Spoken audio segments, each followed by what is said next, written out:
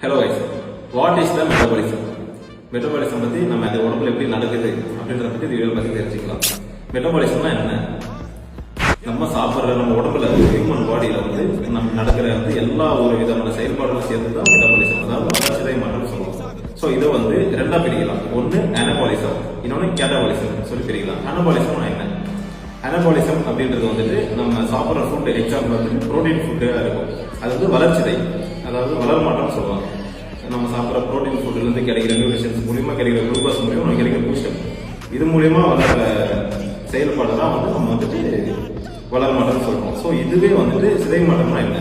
சிதை மாற்றம் அதாவது கேட்டபாலிசம், அது இதுக்கு சேம் ஆப்போசிட் ரியாக்ஷன். அதே எனர்ஜி சோர்ஸை வெடிச்சு நம்ம எனர்ஜி வெளியேற்றும். ஸோ இதுதான் கேட்டபாலிசம். இது ரெண்டும் சேர்ந்து நம்ம உடம்புல நடக்கிற ஒரு மாற்றம் தான் வளர்ச்சிதை மாற்றம். இந்த வீடியோவில் மெட்டபாலிசம் பற்றி நம்ம பார்த்தோம். நெக்ஸ்ட் வீடியோவில் பார்க்கலாம்.